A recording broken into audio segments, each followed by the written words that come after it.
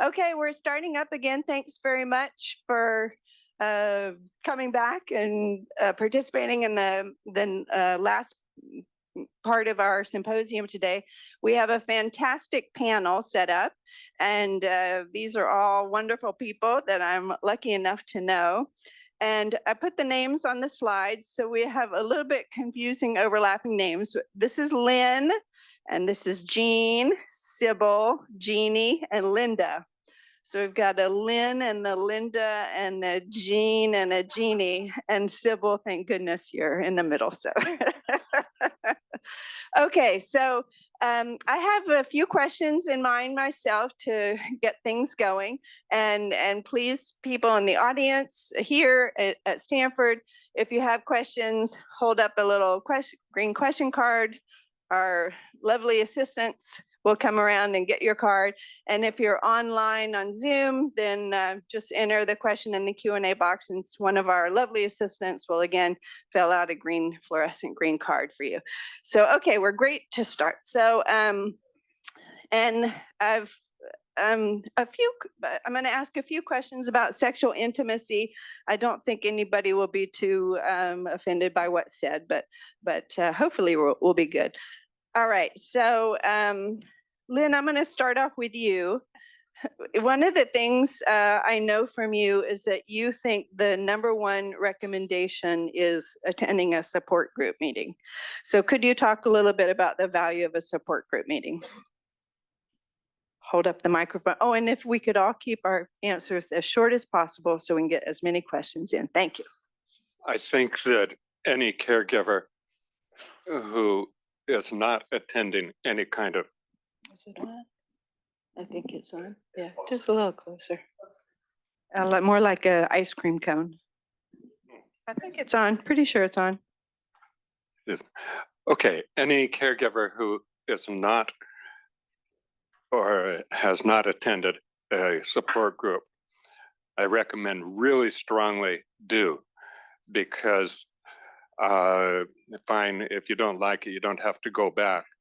But I found it incredibly helpful to get not only facts of people at different stages of the disease that let me know what was coming. And obviously it was great to be able to help other people who were going through what I've already gone through. But just knowing that there are other people out there dealing with what you're dealing with is incredible. And Lynn continues to come to our support group, even though his wife passed away a couple of years ago, and we're glad to have him come back. That makes it sound like an addiction. I have gone back twice, Okay. 2 years apart, and found it wonderful to be able to hopefully help people struggling with what I struggled with. Okay. And Jean, I know your dad has Lewy body dementia, and you live very near him. And if you could talk a little bit about your relationship with your mother, since of course she's in the picture and she's in some ways the primary caregiver. If you could talk a little bit about that. Yeah, we live in a multi-generational building. So my husband and I live on top of my dad and mom. And yes, he was diagnosed in 2018, and then we got the dementia, which has now been considered Lewy bodies, which new development, which we probably already knew and you knew long ago. It's wonderful and hard. We're there for multiple things during the day. I participate with him every day, various times. And I think what's unique about my experience is that I'm caring for two parents, because the grief processing that my mom goes through is pretty intense. So I'm processing grief about losing my dad, and my mom is, and makes my voice shake every time I talk about it. But it's a unique experience. But if we didn't have each other, I don't know how we would do it. It's just, we need breaks. And so we have my husband, myself, and my mom. And so we all kind of rotate. She does do the primary. She's there all night with him. up all night. And so sometimes we have to do the day stuff. Okay, right. Thank you. And Sybil, could you say a little bit about your husband has Lewy body dementia? Yes. Could you say a little bit about placement into a care facility? Sure. He was And hold diagnosed. that mic close. He was diagnosed in 2014, and we're like, "What's that?" You know, we had no clue. And okay, and so I cared for him. It was a gradual process, but by about 2018, 2019, he lost his driver's license. He was needing more and more help, more and more care. And then, of course, in 2020, the pandemic hit and he got pretty bad, but I couldn't get help. I didn't feel comfortable having caregivers in the house. So it was all on me. And my daughter, Katie, helped, but she didn't come in, but she would bring food and do things that she could do. But it was very, very challenging. And so in 2021, I was able to get him into a daycare facility. I'd never even heard of one, and I wouldn't have known what it was without my caregiving group. And he loved it there, but obviously the disease was taking its toll. So I was getting people at home and different shifts, and it was very confusing and difficult to find the right people. And so about the end of the month, my daughters said, "Mom, you're going down. We need to place him." And that was the hardest thing I've ever done in my life. But now looking back, it's good that I did what I did, because 5 months later, I got cancer and I needed care, you know. So he's content there. He's happy. They have activities. He recognizes us. He knows the people that work there. And it was the right choice that we had to make. Thank you. And Jeannie, next to you, I know from talking to you at our support group meeting that delusions, particularly Capgras syndrome, have played a big role in your journey. Could you speak a little bit about that? Yes, that was the most challenging, I feel, of his care. Capgras is when he feels there's an imposter. So I was an imposter of his wife. The house, although it had everything looked the same, was not his house.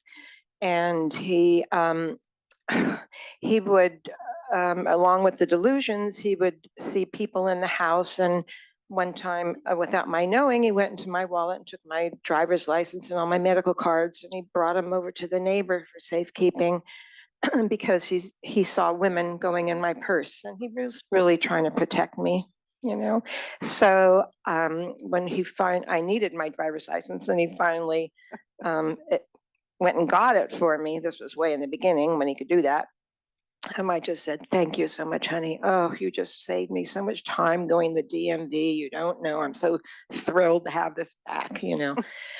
And, you know, seeing helicopters in the room and bugs on here and there, and it's just been ongoing, and I just, you know, deal with it. I've been supportive of it. I don't, I try to be in a loving way with him, because it's been devastating, and this is not him, you know, when you see your loved one so intelligent and just declining. And you know, one night he couldn't find the house. Where's my house? Where's my house? So we went out. I said, "Well, we're going to go find it." And we went for a drive, you know, and tried to look for the house. And finally, when we got back to more familiar streets, he led me right home. And this is my house. I said, "Oh, good," you know. And so it's just been, you know, day to day. It's what comes up in the day and what you have to deal with the day. And 2022 was just really tough on me, and I placed him February 1st of this year. And, you know, pros and cons of it, but I just know I couldn't have continued this journey with him. And I think he's being cared for. It might not be to my expectations, but he's being cared for. And I don't have that physical stress. You always have the mental and the emotional stress. Indeed. Okay, Linda, your father had Lewy body dementia, passed away several years ago as well. Could you speak a little bit about the hallucinations he experienced? Well, initially, because my father was an athlete, he played tennis every day. He had to have rotator cuff surgery, which was a badge of pride for him in his 70s to have that kind of surgery because of his athleticism. And afterwards, when he was back home and friends would come over, my mother was taken aback because he would say, "Why is that little girl sitting here with us? Who is she?" And my mother thought perhaps it was somehow the anesthesia hadn't worn off. And so she was mortified and embarrassed. And she told me later, I didn't know what to say to the neighbors because your father kept talking about this little girl. Eventually, we got the diagnosis, and she adapted to the fact that he was having hallucinations, to the point where one morning she called me and she said, "Well, it turns out I think I live at the San Francisco Zoo, because last night your father told me that there was a zebra in the bedroom with him. So when I came over, I said, 'Hey, Daddy, I heard there was a zebra in the bedroom with you. Are you sure about that?' And he said, 'Oh, absolutely,' because I leaned over and I patted it on the rump." And I'm like, okay. So I mentioned to Robin, in those instances, you want to laugh because otherwise you will cry. Thank you. Lynn, back to you. When did you first have an inkling that your wife's diagnosis was really Lewy body dementia rather than Parkinson's disease? How did that come about? The first inkling would have been, probably 8 years after diagnosis with Parkinson's. And we saw a neurologist and said that my wife was pretty sure there was something with her brain. She just wasn't thinking right. Her head wasn't working right. And since Parkinson's is a movement disorder, what did he think this could be? He said, "That's Parkinson's." No. Parkinson's is a movement disorder. No, it does that too. And we were totally shocked. Hindsight, her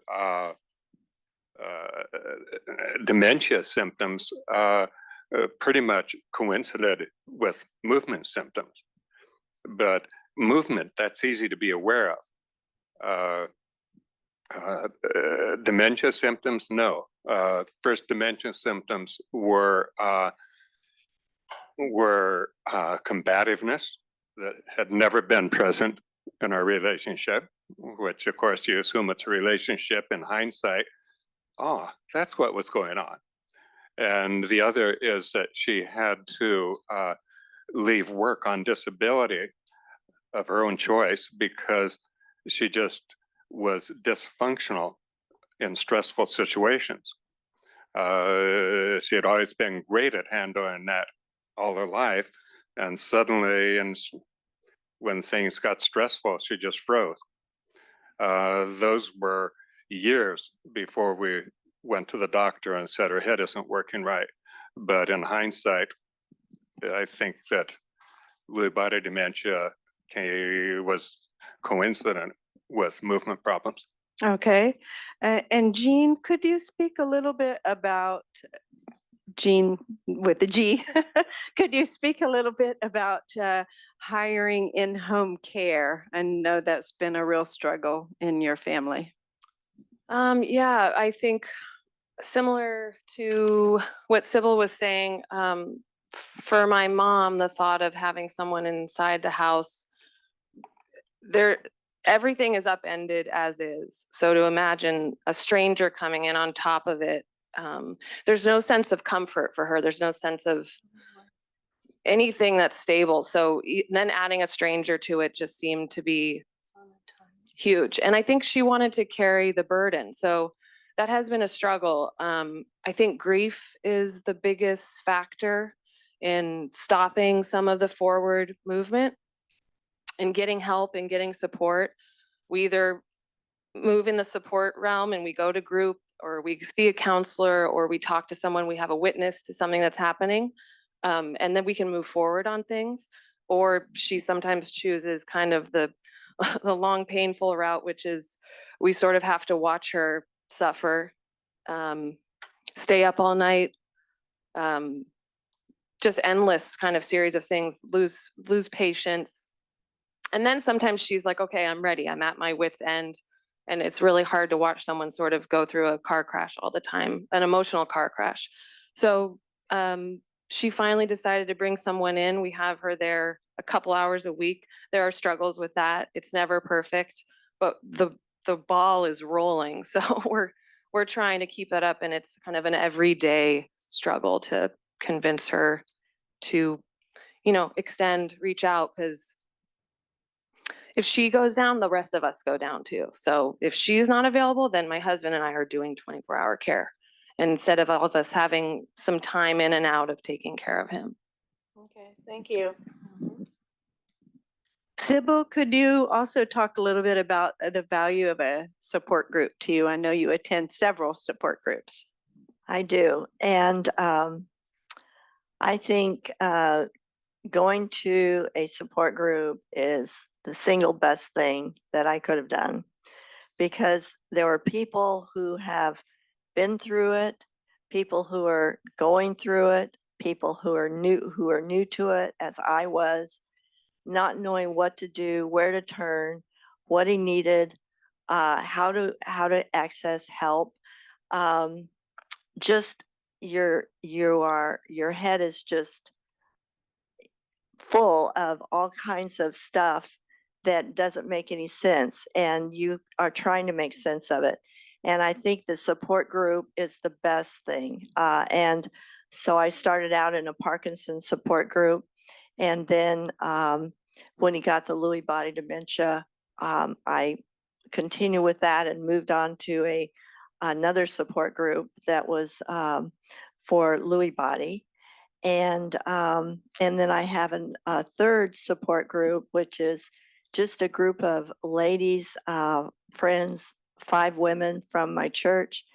And we supposedly a book group, but we don't always get to the book. And it could take years to finish a book. But we talk about everything. We support each other. We cry on each other's shoulders. We all have stuff going on, and they are a tremendous support for me. Thank you. Jeannie, could you speak a little bit about intimacy and the challenges of intimacy with somebody with Lewy body dementia? Sure. I think of emotional and physical intimacy, and the loss of it.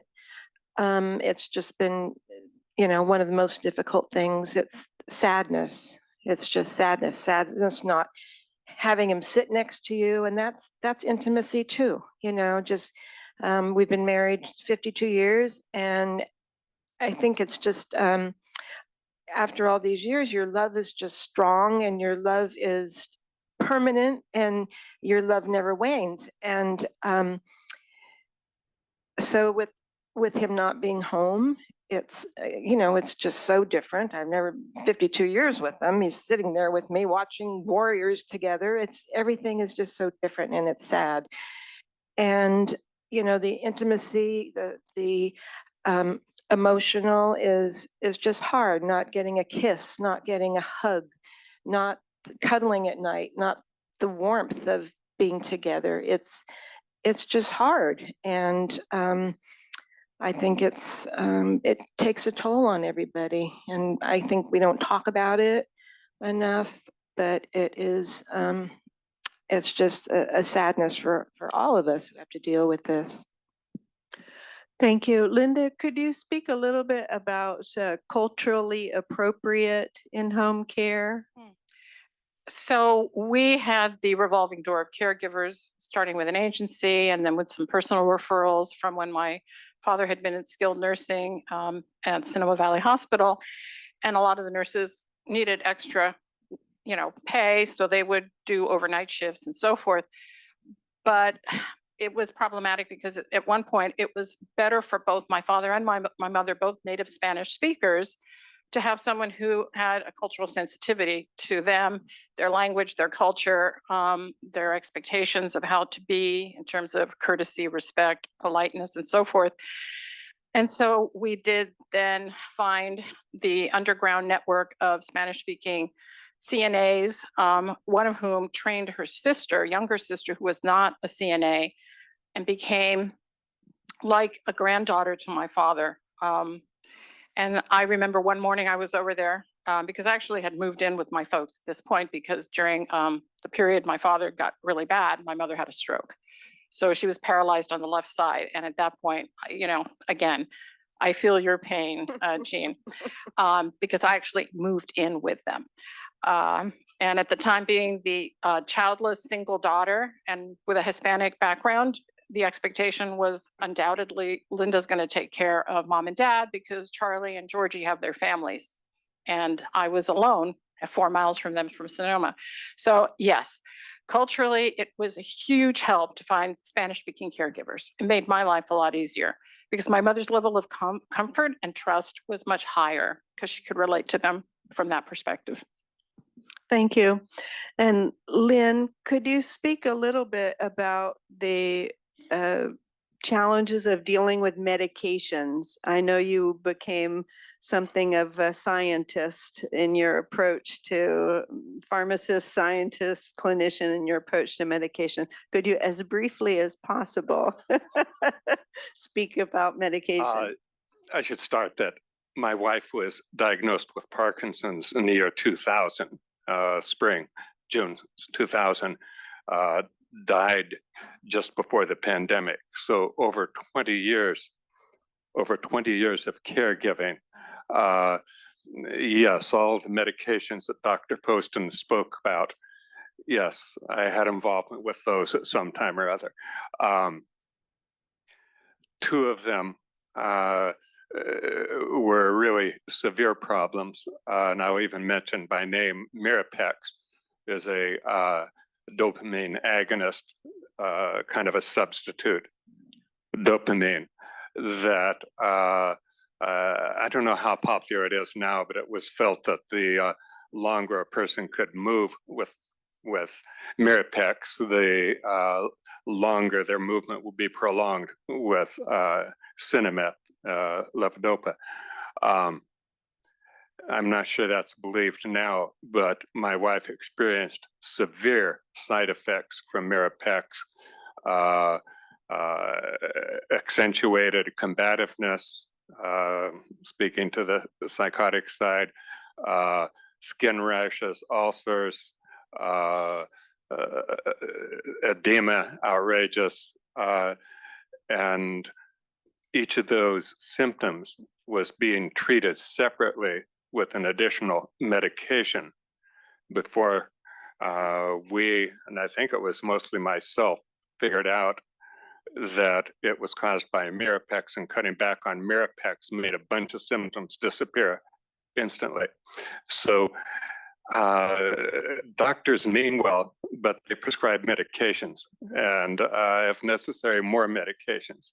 And it's really important for a caregiver to, 1, be aware of what medications and what changes there are, and 2, try to research them and be suspicious, because the answers aren't always obvious to doctors, and sometimes being close to the situation, you learn it yourself.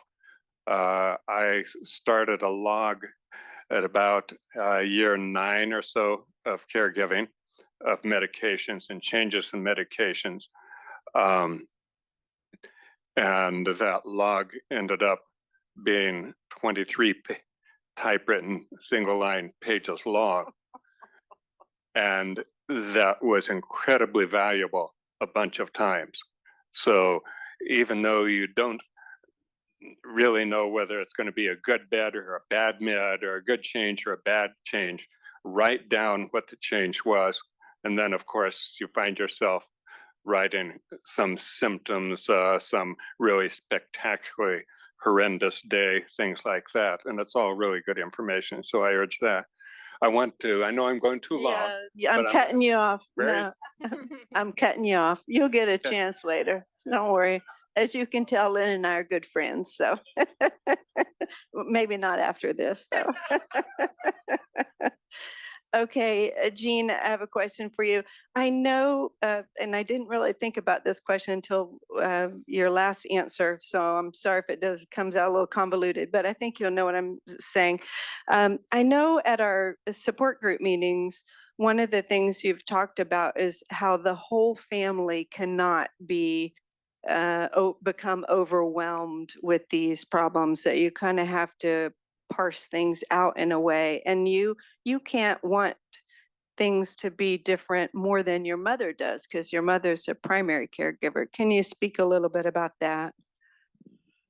Yeah, I think I sort of equate us to like a delicate ecosystem, and we've gone through this in a different situation. My husband's father had Parkinson's also and died 2.5, almost 3 years ago now. And we were an ecosystem there also, different, a lot more in-home care. And now we're doing it with Parkinson's, with dementia, which is now Lewy body.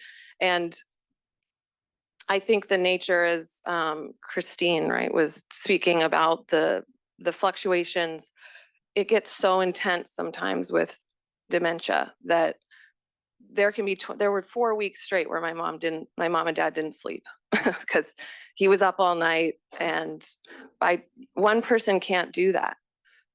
So we would sort of have to figure out day shifts, night shifts, not very organized, but we were patching it together. And she's almost 80 also, so there are physical limitations and financial hardships, bringing someone in, paying for that stuff, all those things happen together, and we're very close. We live close. I'd like to think we would probably help even if we didn't live close, but the physical proximity is real, and you can't not help. So I'm sort of meandering to the answer, but not one person can do it. Like, you can't do it mentally, you can't do it physically. I can bring cheer and exercise and memories, good conversation for a couple hours, and then I'm like, I feel like I'm going to go insane. And then my husband steps in and maybe does some, watching soccer, we innately rotate. And when I hear about people who are doing it by themselves, are not talking to anybody, don't have support, there's 3 of us, and I don't sometimes think we're going to make it. So it's essential for survival. Yeah. Yeah. Sybil, could you talk a little bit, since your husband's now in a care facility, could you talk a little bit about how the caregiver's role is still not over? Even though your husband is placed in a care facility, you still got a lot of work to do. Yes, that's true, because one of his medications I physically take over there because it's mailed to me and not directly to the facility. And they call me when anything happens. And just a little anecdote recently, I took a trip. I decided I wanted to go back to Michigan to see my other daughter for a week. And literally the early morning that the Uber was putting all my bags in the car, they called me and said, the ambulance is here and we're taking him to the hospital.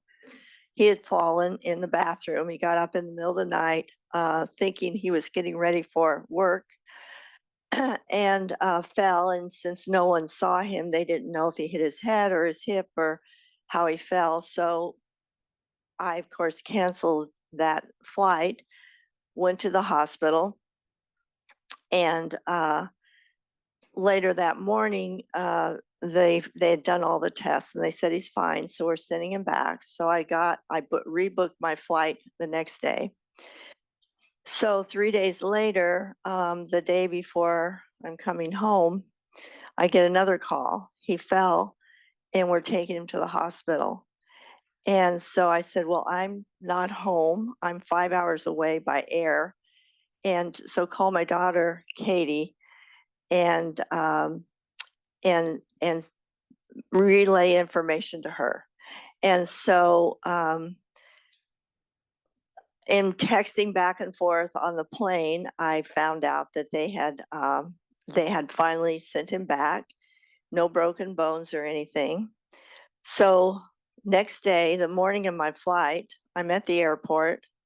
They call me again. We're sending him back to the hospital because he has pain in his hip, and they were supposed to check that, and we're not sure they did it. And so I'm like, I'm getting on a plane right now. I'll just have to be there in about 5 hours. And so when Katie picked me up at the airport, we just drove straight to the hospital. And he had been there since that morning, and it was probably about 3 o'clock or 4 then. I don't think he'd had anything to eat. I said, did he have anything to eat or drink? No. And because it wasn't considered an emergency that time, he was like on the bottom of the totem pole in terms of care. And so they finally released him and took him back, and he was just exhausted. I was exhausted. And so that's just one of the things. You get calls at all hours of the night, and I never know what to expect. Is this really an emergency? Is this really bad? And then try to make quick decisions about what to do, what to tell them, and analyze what the options are and what's going on. So it's difficult. I think he's in a good facility. The caregivers are awesome. It's just that, I'm the bottom line. And so it's still caregiving. It's still there. And try to take a day out, or a short trip or anything is kind of worrisome because you don't know what's going to happen. Anything can happen at any time. So you're never really totally off duty. Yeah. And similarly, Jeannie, could you also speak to that about how, even though your husband is at a care facility, you're still in charge, you're still the caregiver? Sure, you are managing his care still. You're not physically doing it, and sometimes I do physically do it when I go there. But I've received calls. He won't take his medication, and I'm 45 minutes from him. I don't know what I'm supposed to do, and you think they're going to figure it out, but they don't. And so my daughter had to run over the other night and, finally got him to take his medication. But it's ongoing. It's ongoing. You never, I went to our second home with his family, and it's a yearly thing we do. And I knew my daughter would be home, and yep, she got a call and had to go deal with it. And so I know that we cannot be gone at the same time.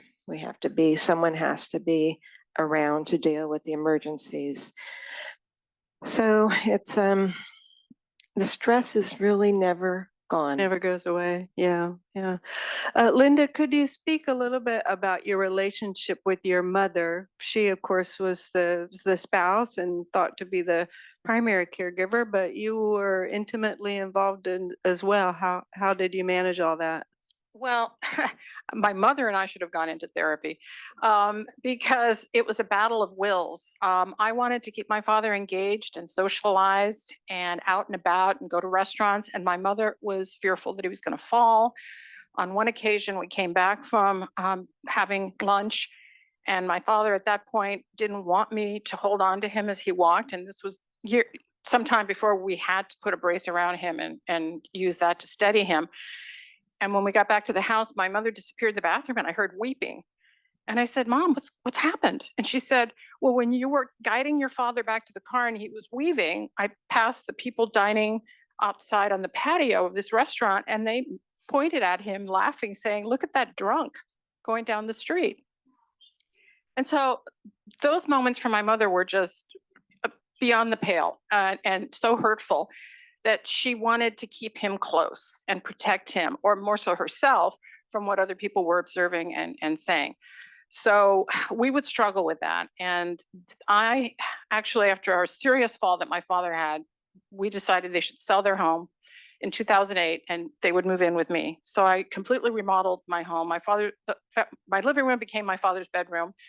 Because of the sleep disorder, they could no longer sleep in the same room. So my mother was upstairs, but that was problematic because we didn't know what would happen in the middle of the night if he got up, which eventually he did hurt himself, but she then went on a day bed adjacent to him. It was, as you know, it's a roller coaster.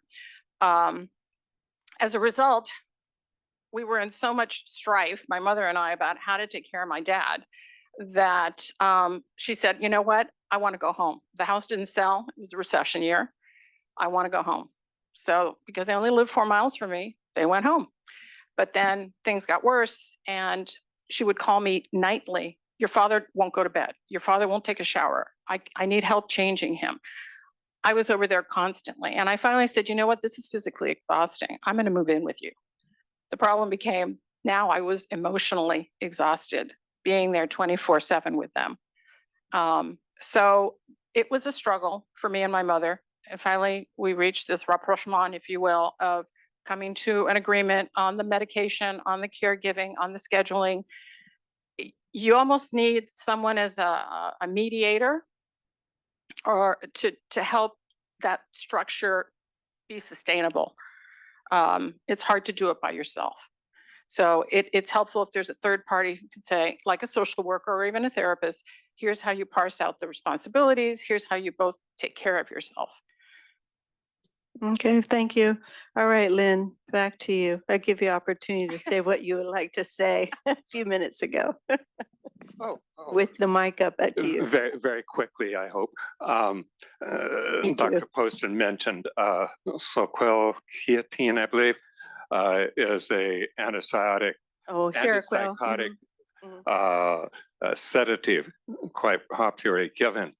And towards the end, when my wife was very combative, it was very useful for up to, let's say, 6 months. By 8 months, the dosage had been increased, and still wasn't working. And the notable incident was that I had an urgent appointment, my caregiving group, that I had to get my wife out of bed and downstairs on the stair lift. She was uncooperative, and I showed up at caregiving group with a huge bloody gash across my forehead. I went home from the group and researched that medication, Seroquel, and discovered that it is credited with a paradoxical effect on occasion, does the opposite. And yes, it incited my wife to bloody violence. Okay, thank you. I guess that's a sad story. I remember that day. Keep questions coming in. Otherwise, I'll just keep asking my own questions. But if anybody has questions that could help, that'd be great, or things of interest. Jean, one thing that Dr. Poston mentioned and Christina Irving mentioned as well was fluctuating cognition. Does your father experience that, and how do you guys cope with that? Yeah, I think early on in the diet, he had Parkinson's 2018, and then we got the Parkinson's with dementia in 2022, which is now our doctor is talking about Lewy bodies in our last week's appointment. So his cognitive function started, it was cooking things in a Pyrex bowl, but then also recalling like the minutia of a chronological series of events that happened in the 70s. Like it was amazing that I could ask him questions about his past and he was fine, but he couldn't sequence anything in present moment. And then the other fluctuations that really started to scare us is I thought he was having a stroke one day because his speech was, it was a series of strange words and sounds. But when we're like, oh my God, do we have to call an ambulance? And we could talk to him and he could hear us and he could give us hand signals like thumbs up or thumbs down. And he could he had motor functions, he knew what day it was. So we sort of navigated through this very bizarre series of cognitive impairments and mishaps, and we're settled in the middle of all of that. But the hallucinations are frequent, and I'm so glad that they don't freak him out. There's always the same father and daughter that are in a room, and he just can't sequence anything. Bathroom activities, nothing. There are things that are just completely gone. And then other things that are just he had a brilliant mind, so he can recite like the Latin names of plants sometimes. So, you just sort of go with it. It makes for interesting conversations. I know when he's going to a punchline of a joke, even if the words aren't lining up, I can see the small flex in his face. It's the communication has been the most noticeable cognitive impairment that we've seen. Okay, thank you. Sybil, we have a question from the audience here. Given that caregiving is emotionally and physically exhausting, how have you been able to figure out resources to get by? Well, when he was at home, and especially during 2020, it was really hard, and because there weren't any resources that I could rely on to help me during that period of time. But I think to find caregivers, once I could do that, before that, and then after that, before he was admitted to a facility, it was just kind of asking around, calling different agencies. I've since found out that there are actually professionals who can help you find care homes, but we went out looking, and I think that the biggest challenge was trying to find something that we thought might appeal to him. And I know that he loved athletics, and he was always very active and running in college and everything. And so we were trying to find caregivers that could help him or do things like that with him.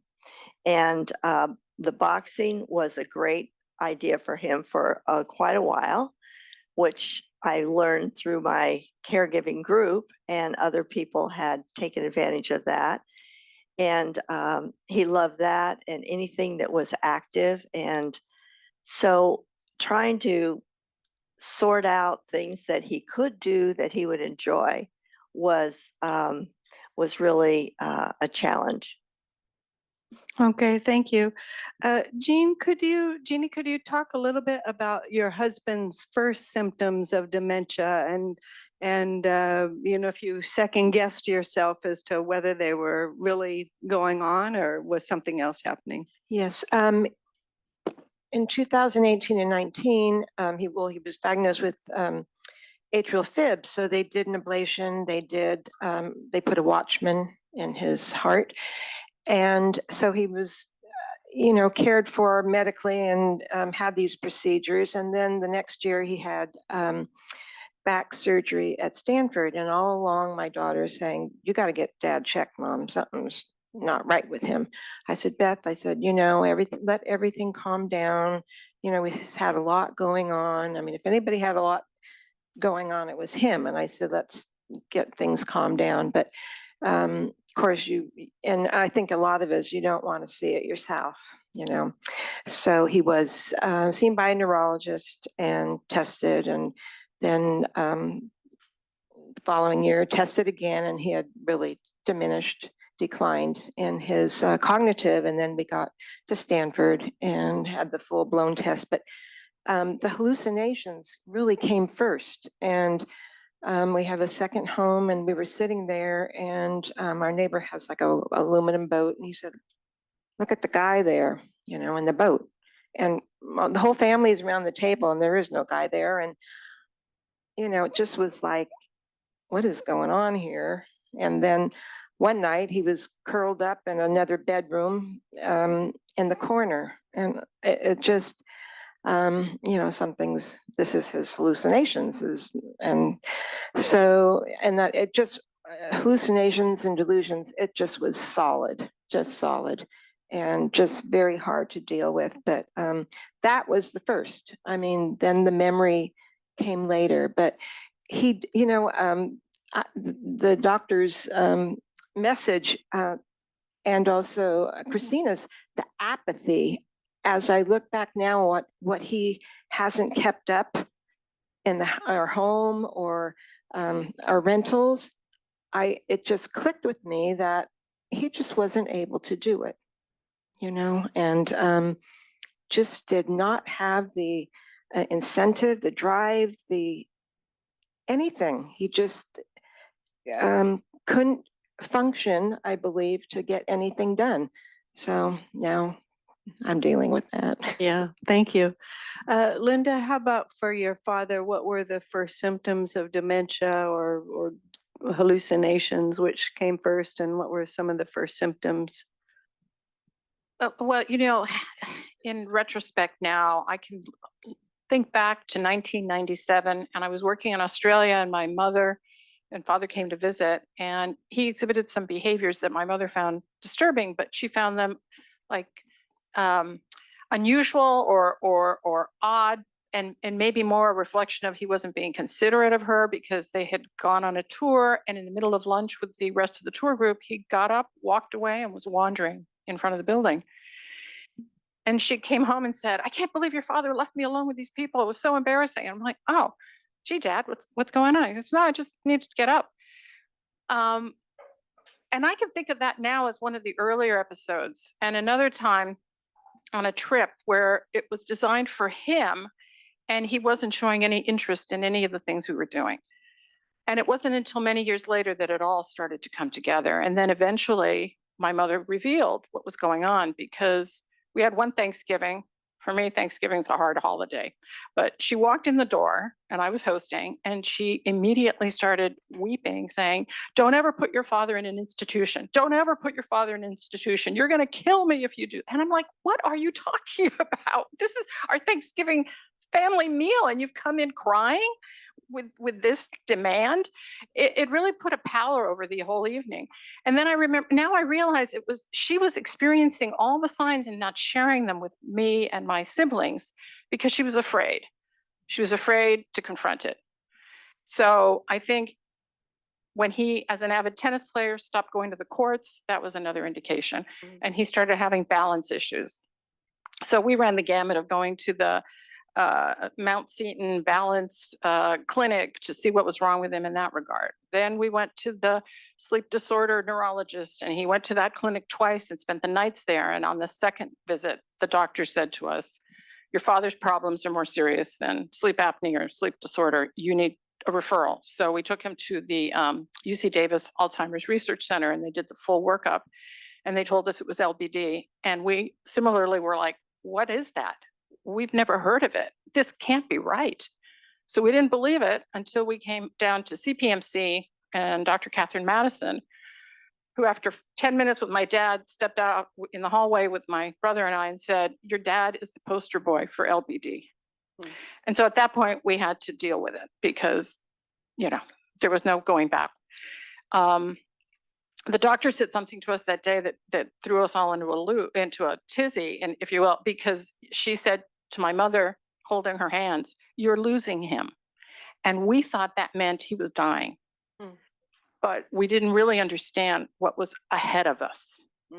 So I'm, again, so grateful to Robin for organizing an event like this and for so many people to be Zooming in, because the more you know and the more you understand, the sooner you can get the right help and the proper resources. Okay, thank you. Sybil, I'd like to ask, I'm going to stop the line, because this is, I think, a perfect question for you from the audience. What will happen? Is your husband in a memory care facility? Yes. Okay. Yes. What will happen if the memory care facility can no longer care for your husband, for example, refuses medication or physical violence? Have you know anything about that or thought anything about that? I don't. Maybe He- you could speak to that first care facility you guys tried to Oh, get your yeah. husband in. Yeah, Right. yeah. So my daughter Katie and I, we made a list and we had certain criterion. We wanted it to be, we probably live 10, 15 miles apart. So we were looking for something that was kind of halfway in between us. And then we wanted a place that, had activities that of the kind he would enjoy and so forth. So after looking at, I don't know, maybe 6 or 8 places, we decided on one. And we said, yeah, this is perfect. So we signed up. And the day that we went over to, consummate the deal with the check and everything else to get him totally in, they said, oh, by the way, we can't take him. And we're like, why? Why not? We jumped through all the hoops. We got the doctor's report. We did everything.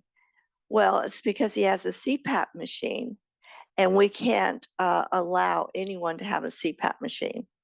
And we said, well, why not? Well, because it's something like oxygen. And we're like, no, it's not.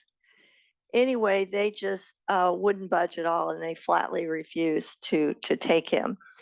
And I've since asked a couple of his doctors, and they said, we've never heard of anything like that. That's ridiculous. But we moved on, and we did find another place. And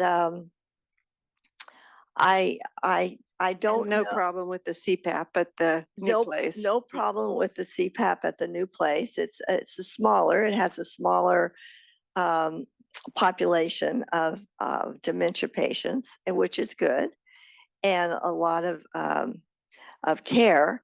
And they've never really refused to do anything. Now, he's not violent at all, but he is ambulatory, but he falls a lot. And I know that takes up a lot of their time, because once he gets up from a chair, somebody has to run right over there and, kind of guide him to wherever he wants to go, or let him sit down.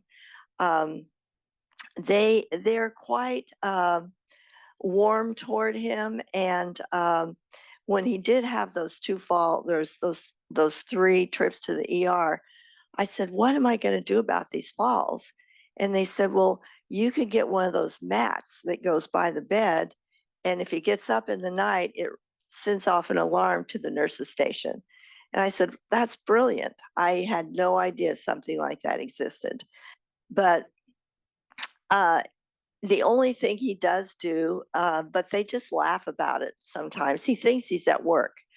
And so he'll try to boss them around, or, he thinks they're his employees, and he's a very nice employer.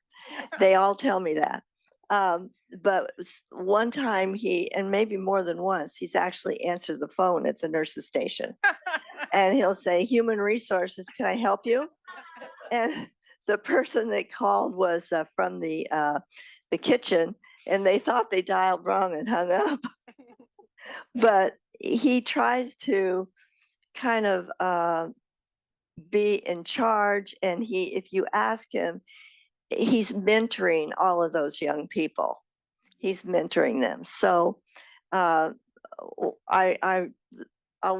young man that was particularly attached to him was, I guess, telling Dick about, how did you manage to get in your career? And I just don't know what I want to do. And so just out of the blue, my husband said, you should go get that book, What Color is Your Parachute? Now, I don't know, if you're not at least 70, you wouldn't even know what that is. But that was a book. I don't know when it came out, but it was about finding your passion in life and your career and what you want to do. And so that young man actually did buy that book. And unfortunately, his passion, I guess, was not where he was because he did leave. But we've never had any problem within the caregivers or the facility expressing any concern, any unwillingness to do anything that he needs. They're just lovely people. They really are. And I understand when he falls, they can't be with him one-on-one, you know, but they do their very best. So it has never been a question of, you know, of them refusing to do anything. Okay, that's great. Thank you, Mhm. Sybil. Lynn, one of the attendees here has asked if you could speak a little bit about end of life experience and bringing on hospice Sure. with the microphone.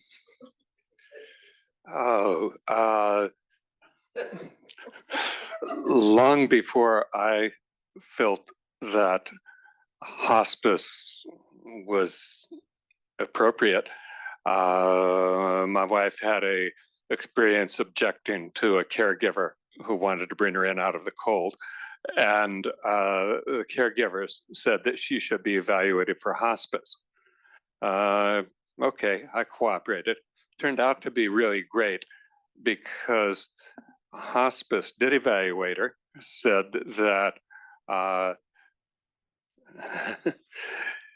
That's for me, not for you. okay, that that no, she wasn't ready for hospice, but Mission Hospice has a volunteer program for people who will go into hospice. And that program provided a volunteer who came by to visit with my wife at least once a week. For a while, it was twice a week. And that was great social interaction for her. So I speak very highly of Mission Hospice for that. And then, of course, when it was truly hospice time, they were very supportive to my wife in hospice at our home. Okay, thank you. Linda, could you speak a little bit about that as well, hospice Hospice. and end of life? Well, the hospice referral comes from the physician. And as it turned out, my father graduated from hospice twice, but we still had the hospital bed at home. And at the last go around, the hospice care from Hospice of the North Bay was phenomenal. I think we would have lost our minds without them. They were loving, caring, spent time with my mother because my father was already out of it. And by the end of life, and I was telling my sister, I found an old computer and I was looking through videos and I thought, oh, I found a video of Daddy at end of life and he is a skeleton. He's lost all muscle tone and he was a 6'1" athletic man who was looking completely wasted and gaunt. And it was really hard to see that descent physically. And so I think he died at home as we had intended, because we did at one point when his sleep disorder was so pronounced, we did believe that it might be better for him to be in a facility, memory care facility. But he was in and out within a week's time, because even though my mother was there daily for his breakfast and lunch, somehow they weren't giving him his medication correctly. And by the end of the week, he was going into renal failure. And he was rushed to the emergency room and we transferred him back from Petaluma to Sonoma, where at least there, the hospitalist was smart enough to say, your father's on too many medications. We have to wean him off a bunch of stuff and kind of stabilize him. And it was actually that episode that prompted my mother wanting to go back home, because he had stabilized and he could actually have conversations with us. Because there were moments where he looked was catatonic and could not engage. And I think it was because we didn't have the medications aligned properly. So I think the hospice care was phenomenal. So I think those of you who have found the right facilities, and I think they're getting better all the time, are very fortunate, because even though we placed him in a location that was recommended by a neighbor of mine who coincidentally was the executive director of Hospice of the North Bay and had her aunt there and told me they were great. It was not a great experience for us. So, and of course he had taken a fall and he was lying in a patch of urine for, I don't know how long when they discovered him. So there were things that were not right. And fortunately we got him out of there in time. Thank you. Jeannie, this is somebody asking for advice, and I think you might be well placed to offer some advice based upon your experience. Says, my spouse has Lewy body dementia, does not want anyone to come stay overnight or during the day to help. And I'm supposed to get a hip replacement operation and have rehab. What should I do? Well, I had a knee problem for I don't know how many years, and I was scheduled for a replacement. And for Friday and the Tuesday, my husband went wacko at a board and care facility. He disassembled the alarm system, and he's very clever, and escaped. And I heard a knock on the door at 1:30 in the morning, and it was the sheriff's, and he was in the back of the car. So he could not stay at that facility. When I took him to the emergency room at Peninsula Hospital, and all his meds had to be reevaluated. He stayed a week, and I told my daughter at that time, I'm canceling the surgery. Your father's in the hospital. There's no. Mom, we've already lost Dad. We can't lose you. You got to get better. You have to take care of Dad. You have to be in good shape. I said, well, this is all going to fall on you. I can deal with it. And she did deal with it. She placed him by her home in Danville, and I live in Burlingame, so I am driving there, but that's okay. And she took everything in stride and has been my rock. And just like Katie, you're your mom's rock. Thank goodness. She's been a blessing, and I couldn't do this journey without her. So we have to take care of ourselves. Absolutely. We have to. Could you speak also a little bit about your son? I know your son does things for you guys and your husband in a different way than your Yes, daughter. he's very different, of course. And he lives in Sparks, Nevada. And so he comes down once a month to see his dad. And we go directly to my daughter's house and we stay there. She has an area we can stay. And, he doesn't really see all that we see, of course, the daily, and has a hard time really accepting it. He says, Dad's the same. And I'm looking at him like, Dad is not the same. And that's okay, but he's a plumber. And so I had him do, I don't know how many things when he came to visit me, and does it lovingly and just a magnificent job. So every child is different, and every child really plays a different role in how they are dealing with it. And I'm respecting my son, who's dealing with it quite differently. And my daughter, she talked to my son, said, you better shape up and give your mom a call. Give mom a call. She's having a hard time. So twice a week I get a call. I mean, this is like, wow, So he took it to heart, and I keep him updated so that at least he's hearing what is going on. You might not absorb it, but he's hearing it. So they are both a blessing. Yeah, wonderful. Thank you. Jean, a lot of questions here are about, what activities can I do with my family member with Lewy body dementia? You do a lot of things with your dad. Could you speak a little bit about that? Yeah, I think it has to do with how mobile they are. Luckily, my dad's mobility is still, he's not falling. He does need a spotter, but that's me. So I try to, to what Linda, you were saying, I place a huge value on getting him out into the public. I think the more we can embrace people that are normally ostracized or isolated, like people with dementia or handicaps or anything, I have a great vision of dementia villages taking over the whole world, and we can all coexist together. But we do a lot of, I find things that he likes. We're very similar. I've spent a lot of my whole life with him. So I have that background. I know he likes walking at Golden Gate Park. I know we're going to maybe try to do a free lawn bowling lesson, although I think he'll just watch me do it. And we do exercises. I try to take him to the cafe that I like to go to. I think the key for me was lining it up with things that I want to do, because I was doing things that he would want to do, and I was getting really burnt out. Maybe just things that don't bring me any joy. So we found this nice little zone of activities that we both really love, and I get so much more out of it also because I can have my dogs on our walk and we're enjoying it, and he is, and that's mostly we That's spend a lot great. of time doing that. Great.